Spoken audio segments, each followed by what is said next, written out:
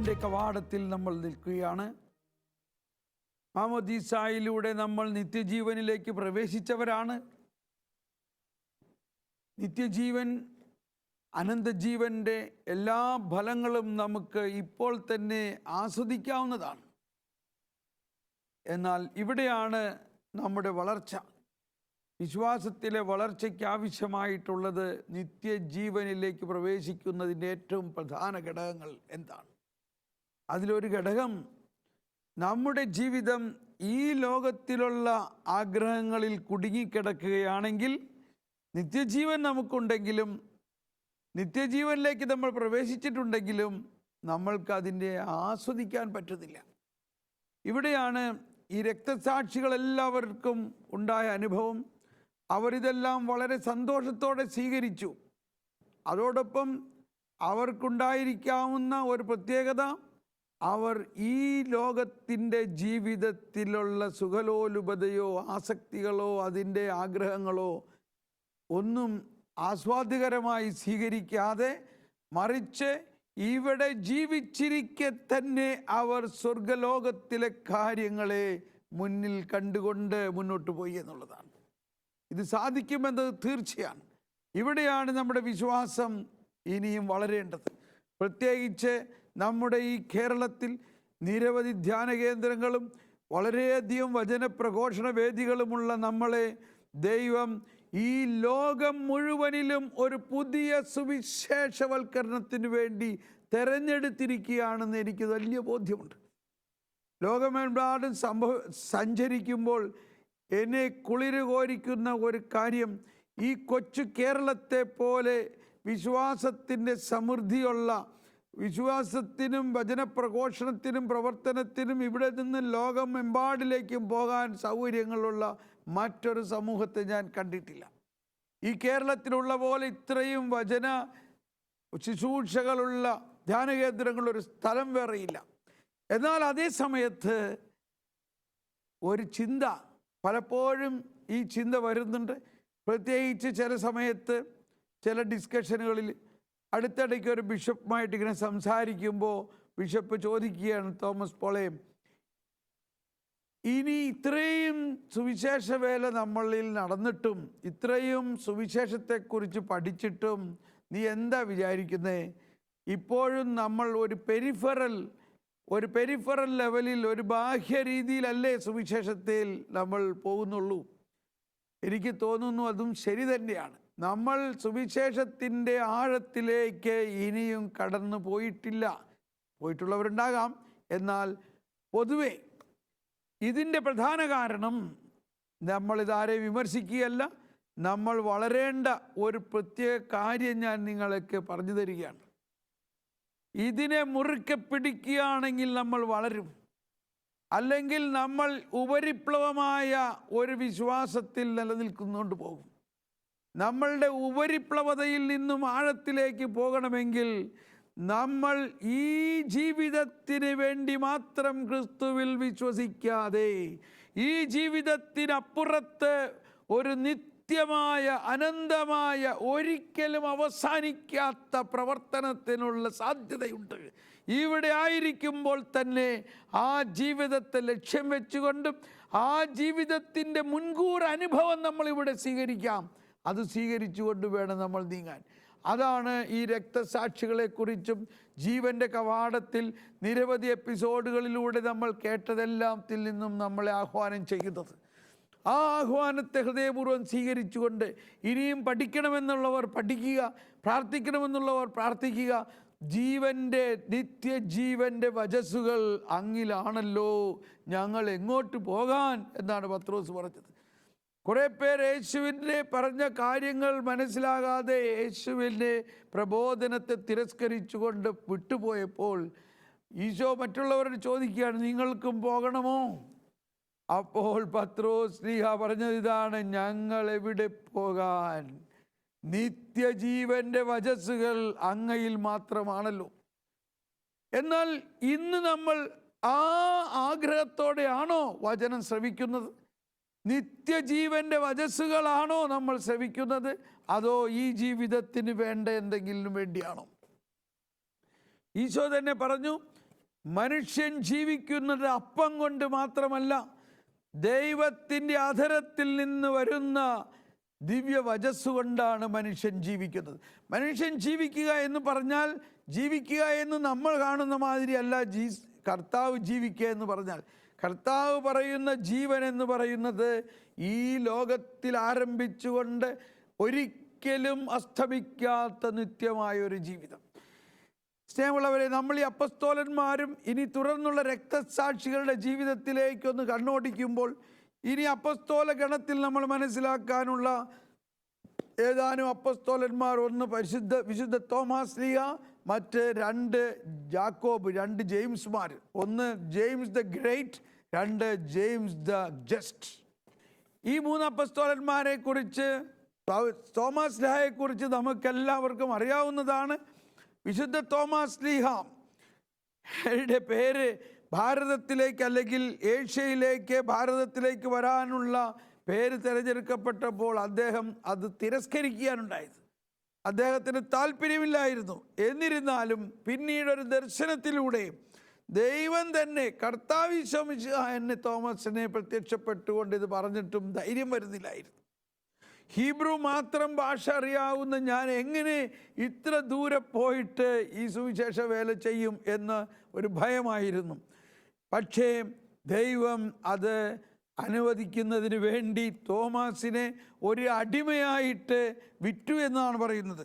അങ്ങനെ പണ്ട് ഇവിടെ വന്ന കച്ചവടക്കാരുടെ കൂട്ടത്തിൽ തോമാസ് ഭാരതത്തിലേക്ക് വന്നു എന്നതാണ്. ഒരുപാട് കാര്യങ്ങൾ ഇതിനെക്കുറിച്ച് കൃത്യമല്ലാത്തതുകൊണ്ട്, എന്നാൽ കൂടുതൽ തെളിവുകളുള്ള കാര്യങ്ങൾ ഇതാണ്. അതുകൊണ്ടാണ് വിശുദ്ധ തോമാസ് ശ്ലീഹ വന്ന കൂട്ടത്തിൽ അന്നത്തെ യഹൂദർ പലരും ഇവിടെ വന്നിട്ടുണ്ട്. അങ്ങനെയാണ് കേരളത്തിൽ ഒരു ധാരാളം യഹൂദരുടെ ഒരു ക്യാമ്പെല്ലാം ഉണ്ടായത്. എനിവേ, നമ്മളിപ്പോൾ മനസ്സിലാക്കേണ്ടത് തോമാസ് ശ്ലീഹായിലൂടെ നമുക്ക് കിട്ടിയ വിശ്വാസത്തിൻ്റെ വീര്യം തീർച്ചയായിട്ടും ഈ മറ്റെല്ലാ അപ്പസ്തോലന്മാരെക്കാളും ശക്തമായിരുന്നു എന്ന് വേണം നമ്മൾ മനസ്സിലാക്കാൻ. അത് ഇന്ന് നമ്മളുടെ ഈ കേരളക്കരയിൽ ഇപ്പോഴും ജ്വലിച്ചു കൊണ്ടിരിക്കുന്നു. തോമസ് ശ്ലീഹായുടെ ആ രക്തസാക്ഷിത്വവും നമുക്കറിയാം.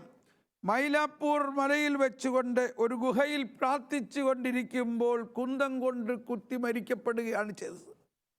അങ്ങനെ വിശുദ്ധ തോമസ് ശ്ലീഹ വിശ്വാസത്തിന് വേണ്ടി രക്തസാക്ഷിയായി മാറിയുമ്പോൾ, ആ രക്തസാക്ഷിയുടെ ചുടുനിണമാണ് ഇന്ന് നമ്മുടെ ഈ ഭൂമിയിൽ വീണിട്ട് ഈ ഭാരതത്തിൻ്റെ വിശ്വാസത്തെ കത്തിപ്പടർത്തുന്നത്. നമ്മൾ സീറോ മലബാർ ക്രിസ്ത്യാനികളെ സെൻറ്റ് തോമസ് ക്രിസ്ത്യൻസ് എന്നാണ് പറയുന്നത്. Saint Thomas Christians. ഈ സെൻറ്റ് തോമസ് ക്രിസ്ത്യൻ എന്നുള്ള രീതിയിൽ നമ്മൾ അഭിമാനിക്കേണ്ടവരാണ്. പലപ്പോഴും തോമസ് ശ്ലീഹയെക്കുറിച്ച് പറയുമ്പോൾ വിശ്വാസത്തിലെ റിലക്റ്റൻറ്റ് ഫെയ്ത്ത് എന്നുള്ള മാതിരി, വിശ്വാസത്തിൽ ഒരു തളർന്ന വ്യക്തിയായിട്ടാണ് പലപ്പോഴും കാണുന്നത്. പക്ഷേ അങ്ങനെയല്ല. തോമസ് ശ്ലീഹ മാത്രം അന്ന് കർത്താവ് അപ്പസ്തോലന്മാരുടെ മധ്യത്തിൽ വന്നപ്പോൾ തോമസ് ശ്ലീഹ അവിടെ ഉണ്ടായിരുന്നില്ല. തോമസ് ശ്ലീഹ എവിടെയുണ്ടായിരിക്കാം? എന്തുകൊണ്ട് തോമസ് ശ്ലീഹ അവരുടെ മധ്യത്തിൽ ഉണ്ടായിരുന്നില്ല? അതിന് എനിക്ക് കിട്ടുന്ന ഒരു ഉത്തരം, മറ്റപ്പസ്തോലന്മാരെല്ലാവരും യഹൂദരെ ഭയന്ന് കഥ അടച്ചിരിക്കെ കർത്താവ് അവരുടെ മധ്യത്തിൽ വന്നു. എന്തുകൊണ്ട് വിശുദ്ധ തോമസ് ശ്ലീഹ ആ കഥ അടച്ചിരുന്ന് ഭയന്നിരുന്ന അപ്പസ്തോലന്മാരുടെ മധ്യത്തിൽ ഉണ്ടായിരുന്നില്ല? അതിൻ്റെ ഉത്തരം, തോമസ് ശ്ലീഹയ്ക്ക് ഒരു ഭയം ഉണ്ടായിരുന്നില്ല. യഹൂദരുടെ മധ്യത്തിൽ തോമസ് ശ്ലീഹ പോയി പ്രവർത്തിച്ചിരുന്നു. മറ്റുള്ളവരെല്ലാം യഹൂദരെ ഭയന്നകത്ത് കഥ അടച്ചിരുന്നു. അങ്ങനെയായിരുന്നു എൻ്റെ വിശ്വാസം. തോമസ് ശ്ലീഹ നിർഭയനായിട്ട് അവിടുത്തെ അങ്ങാടിയിലെല്ലാം കറങ്ങി നടന്നു യേശുവിനെ കുറിച്ച് പറഞ്ഞിട്ടുണ്ടാകണം. കാരണം നമുക്കറിയാം, യോഹന്നാൻ്റെ സുവിശേഷത്തിൽ യേശുവും കൂട്ടരും ലാസറിൻ്റെ ഉയർപ്പിന് വേണ്ടി പോകുമ്പോൾ കർത്താവ് പറഞ്ഞു, വരുവിൻ നമുക്ക് യൂദയായിലേക്ക് പോകാമെന്ന് പറഞ്ഞപ്പോൾ മറ്റുള്ളവർ പറഞ്ഞു, അയ്യോ യൂദയായിലേക്കോ? ഇപ്പോൾ തന്നെ അവിടെ നിന്ന് അവർ കല്ലെറിഞ്ഞ് കൊല്ലാൻ പോയ അവിടേക്ക് പിന്നെ വീണ്ടും തിരിച്ചു പോയാൽ അവർ കല്ലെറിഞ്ഞ് കൊല്ലുമില്ലേ? പക്ഷേ തോമാസ് മാത്രമാണ് പറഞ്ഞത്, വരുവിൻ നമുക്കും അവനോടൊപ്പം പോയി മരിക്കാം എന്ന് പറഞ്ഞത്. വരുവിൻ നമുക്കും അവനോടൊപ്പം പോയി മരിക്കാമെന്ന് പറഞ്ഞ ഏക അപ്പസ്തോലൻ വിശുദ്ധ തോമസാണ്. ജീവിക്കുന്ന ഈ ആദ്യകാലത്ത് തന്നെ, പരിശുദ്ധാത്മാവിൻ്റെ നിറവില്ലാത്ത സമയത്ത് തന്നെ, മറ്റുള്ള അപ്പസ്തോലന്മാരെക്കാൾ കൂടുതൽ ധൈര്യത്തോടെ വരുവിൻ നമുക്കും അവനോടൊപ്പം പോയി മരിക്കാമെന്ന് പറഞ്ഞ ഏക അപ്പസ്തോലനാണ്. അതുകൊണ്ട് തന്നെയാണ് തോമാസ് നിർഭയനായിട്ട് യഹൂദരുടെ ഇടയിൽ നടന്നിരുന്നത്. മറ്റുള്ള അപ്പസ്തോലന്മാരെല്ലാവരും ഭയന്ന് കതകടച്ചിരുന്നു. എന്നിരുന്നാലും മറ്റുള്ളവർക്കെല്ലാം യേശു ദർശനം കൊടുത്തു, യേശു അവരെ കണ്ടു. യേശുവിനെ നേരിട്ട് കാണുക എന്നത് എൻ്റെയും അവകാശമാണ്. അതുകൊണ്ടാണ് തോമാസ് ശ്ലീഹ പറഞ്ഞത്, എനിക്ക് നേരിട്ട് കാണണം, എനിക്ക് അവനെ സ്പർശിക്കണം. അത് ഒരു അവകാശത്തോടെ, ഒരു വലിയ സ്നേഹത്തിൻ്റെ അവകാശത്തോടെയാണ്. അതുകൊണ്ട് വിശുദ്ധ തോമാസ് ശ്ലീഹായ്ക്ക് കർത്താവ് അതിനവസരം കൊടുക്കുകയും, അങ്ങനെ നീ അവിശ്വാസിയാകാതെ വിശ്വാസിയാകുക. പക്ഷെ അതോടൊപ്പം പറഞ്ഞു, വിശ്വാസത്തിൻ്റെ വലിയൊരു രഹസ്യം ദൈവം അതിൽ നിന്ന് വെളിപ്പെടുത്തിയത്. വിശ്വാസം എന്നത് എന്താണ്? കാണാതെ വിശ്വസിക്കുന്നവൻ ഭാഗ്യവാന്മാർ. അപ്പോൾ ഇതെല്ലാം നമ്മളെ പഠിപ്പിച്ചത് തോമാസ് ശ്ലീഹായുടെ ഇൻ്റർവെൻഷനിലൂടെയാണ്. പല സ്ഥലത്തും വിശുദ്ധ തോമാസ് ശ്ലീഹായുടെ ഇൻ്റർവെൻഷൻ നമുക്ക് കാണാം. യോഹന്നാൻ്റെ സുവിശേഷത്തിൽ 14-ാം അധ്യായത്തിൽ കർത്താവ് പറഞ്ഞു, ഞാൻ പോകുന്ന സ്ഥലം നിങ്ങൾ അറിയില്ല എന്ന് പറഞ്ഞപ്പോൾ, കർത്താവ് എവിടേക്കാണ് നീ പോകുന്നത്? അപ്പോഴാണ് കർത്താവ് പറഞ്ഞത്, ഞാനാണ് വഴി. അപ്പോൾ ഇങ്ങനെ വിശ്വാസത്തിൻ്റെ മേഖലയിൽ കർത്താവിൻ്റെ ഹൃദയത്തെ സ്പർശിക്കുകയും, കർത്താവിൻ്റെ മുറിവിൽ തൊടാൻ സാധിക്കുകയോ തൊട്ടോ എന്നറിയില്ല, ആ മുറിവിനെ നേരിട്ട് സ്പർശിച്ചപ്പോൾ, അല്ലെങ്കിൽ അത് കാണുമ്പോൾ, ഇതാ അത്യുഗ്രമായ ഒരു ജ്വലനത്തോടെ പറഞ്ഞു, my God and my Lord. എൻ്റെ കർത്താവേ, എൻ്റെ ദൈവമേ. ഇതിന്ന് പ്രപഞ്ചം മുഴുവനും മാറ്റൊലിക്കൊള്ളുന്നൊരു സ്വരമാണത്. എൻ്റെ കർത്താവേ, എൻ്റെ കർത്താവ്, എൻ്റെ ദൈവമേ. അങ്ങനെ ആ വിശ്വാസത്തിന് വേണ്ടി ഈ ലോകത്തിൻ്റെ മറ്റേറ്റത്ത് വന്ന്, ഈ കൊച്ചു കേരളത്തിൽ വന്ന് ഇവിടെ കുരിശ് നാട്ടി.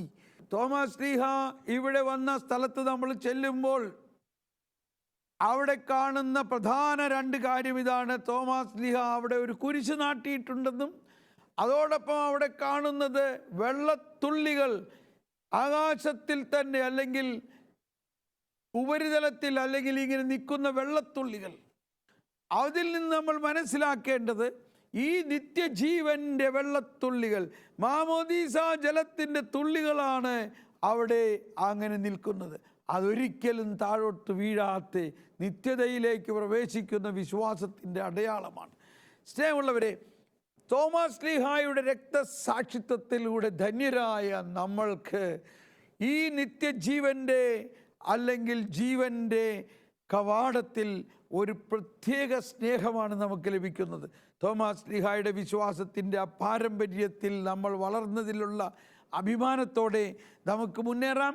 അതോടൊപ്പം നമ്മൾ ഇനി പഠിക്കുന്നത് 2 ജെയിംസ്മാർ, James the greater and James the just. ഈ 2 യാക്കോബ്മാരും, ഒരാൾ ഗലീലിയൻ ഒറിജിനായിരുന്നു, ഗലീല പ്രദേശത്ത് വളർന്ന ജെയിംസ്. ഈ യാക്കോബാണ് ആദ്യത്തെ രക്തസാക്ഷിയായ അപ്പസ്തോലൻ. നമുക്കറിയാം, അപ്പസ്തോല പ്രവർത്തനം 12-ാം അധ്യായത്തിൽ 1-2 വചനങ്ങളിൽ തന്നെ പറയുന്നുണ്ട്, he killed James the brother of John with sword. Herod അഗ്രിപ്പായുടെ കാലത്താണ്. ഹെരോദ് അഗ്രിപ്പായ്ക്ക് യഹൂദരെ പ്രീതിപ്പെടുത്താൻ എന്ത് വേണമെങ്കിലും ചെയ്യും. അങ്ങനെ യഹൂദരെ പ്രീതിപ്പെടുത്താൻ വേണ്ടിയാണ് അപ്പസ്തോലനായ യാക്കോബിനെ കൊല ചെയ്തത്, വാളിനിരയാക്കിയത്. ഇതവരെ സന്തോഷിപ്പിച്ചു എന്നറിഞ്ഞപ്പോൾ പത്രോസിനെയും അങ്ങനെ ചെയ്യാൻ വേണ്ടി അറസ്റ്റ് ചെയ്ത കാര്യം നമുക്കറിയാം. അപ്പോൾ അങ്ങനെ ഈ സെബദീപുത്രന്മാരിലെ 2 പേര്, യാക്കോബും യോഹന്നാനും, ആ 2 പേരെ ആരെൻ്റെ വലതുവശത്ത്, ഇവരെ എൻ്റെ വലതുവശത്ത് ഇടതുവശത്തും ഇരിക്കണമെന്ന് അമ്മ പ്രാർത്ഥിച്ചത്, ഈശോയോട് പ്രാർത്ഥിച്ചത് ഇവരെക്കുറിച്ചായിരുന്നു. അന്ന് തന്നെ ഈശോ പറഞ്ഞു, നീ എന്താ ചോദിക്കണമെന്ന് എനിക്കറിയില്ല.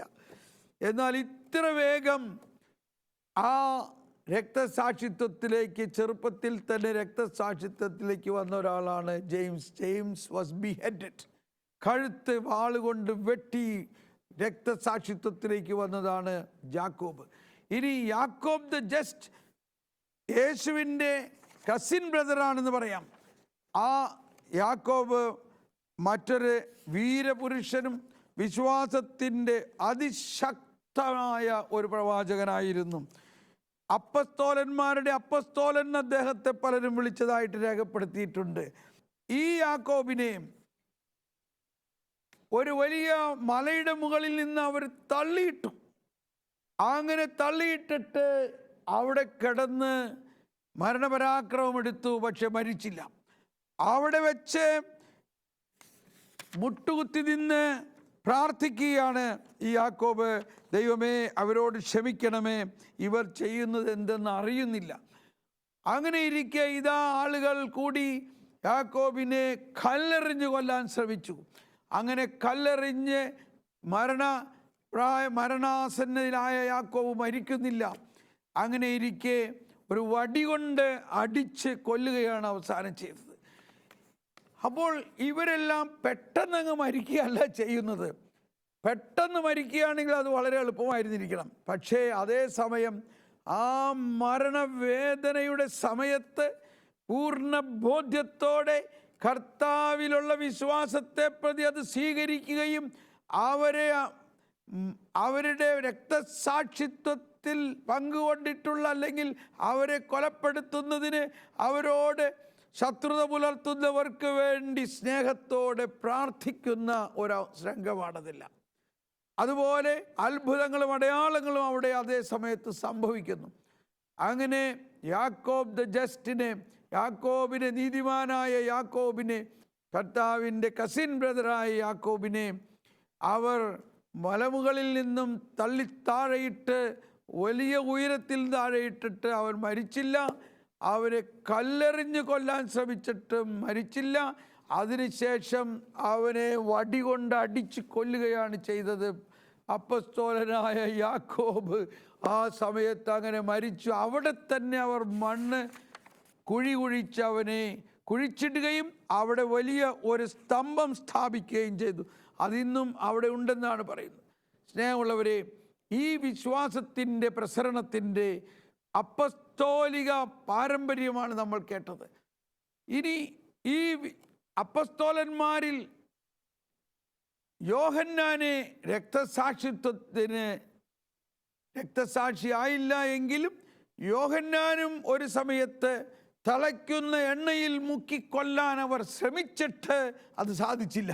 Praise the Lord. അങ്ങനെ അവർ അവിടെ നിന്ന് നാട് കടത്തുകയും വേറൊരു നാട്ടിലേക്ക് പോയി അങ്ങനെ വളരെ വയസ്സുകാലം വരെ അങ്ങനെ ജീവിച്ച, ഏറ്റവും പ്രായം ചെന്ന് മരിച്ച അപ്പസ്തോലനായിരുന്നു യോഹന്നാൻ. ഇനി അപ്പസ്തോല ഗണത്തിലെ മറ്റൊരു ഏറ്റവും വലിയ ശക്തനായ അപ്പസ്തോലനാണല്ലോ വിശുദ്ധ പൗലോസ്. വിശുദ്ധ പൗലോസിൻ്റെ നീറോ ചക്രവർത്തിയുടെ കാലത്ത് വിശുദ്ധ പത്രോസിനെ രക്തസാക്ഷിയാക്കിയ സമയത്ത് തന്നെ അതിനോടൊപ്പം തന്നെയാണ് വിശുദ്ധ പൗലോസും രക്തസാക്ഷിയാകപ്പെട്ടത്.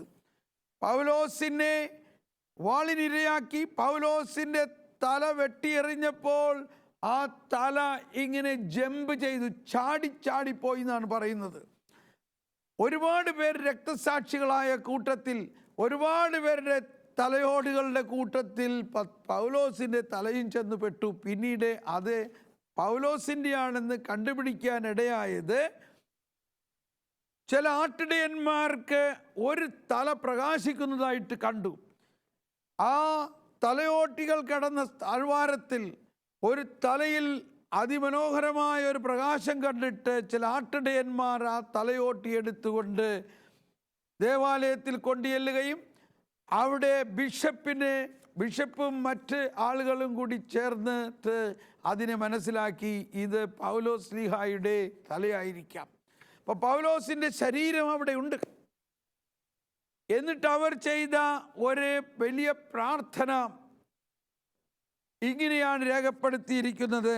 പൗലോസിൻ്റെ തലയോട്ടിയാണ് ഇതെന്ന് മനസ്സിലാക്കാൻ അവർക്ക് ബുദ്ധിമുട്ടുള്ളത് കൊണ്ട് പൗലോസിൻ്റെ ശരീരത്തിൻ്റെ കാൽക്കൽ ഈ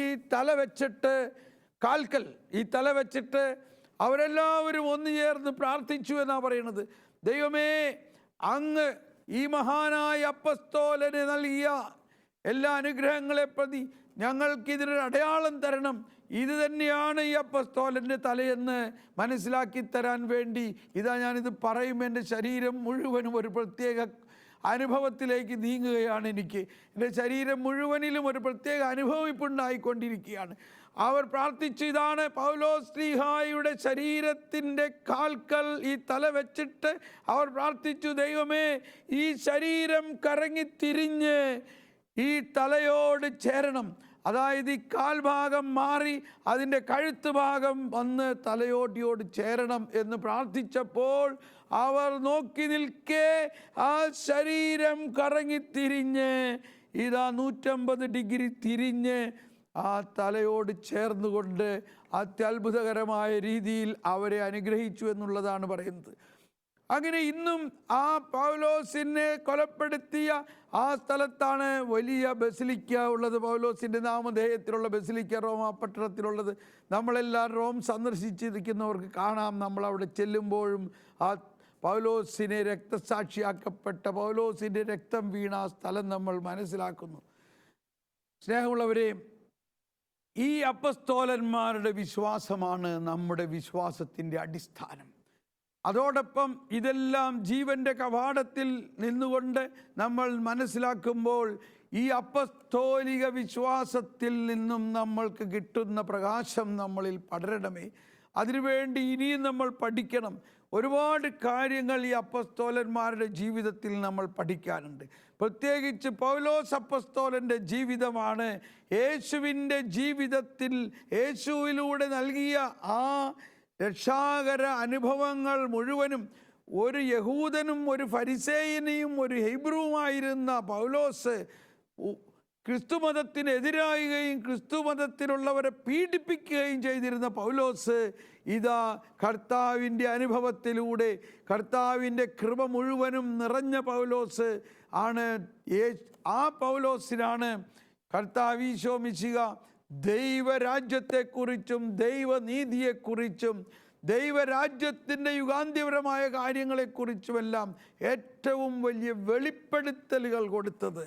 പൗലോസ് ശ്ലീഹ യേശുവിനെ നേരിട്ട് കാണുകയല്ല ചെയ്തത്, എന്നാൽ വെളിപ്പെടുത്തലുകളിലൂടെ പൗലോസ് ശ്ലീഹയിൽ യേശു ജീവിക്കുന്നു, ഞാനല്ല ക്രിസ്തു എന്നിൽ ജീവിക്കുന്നു എന്ന് അതിശക്തമായ അനുഭവത്തോടെ പറയുകയും സ്നാനത്തെക്കുറിച്ചും സ്ഥൈര്യലേപനത്തെക്കുറിച്ചും വിശുദ്ധ കുർബാനയെക്കുറിച്ചും ആത്മാവിലുള്ള ജീവനെക്കുറിച്ചും നിത്യജീവിതത്തെക്കുറിച്ചും ഏറ്റവും കൂടുതൽ പ്രബോധനങ്ങൾ നൽകിയ ആ വിശുദ്ധ പൗലോസിൻ്റെ ചൈതന്യം നമ്മളിൽ നിറയട്ടെ.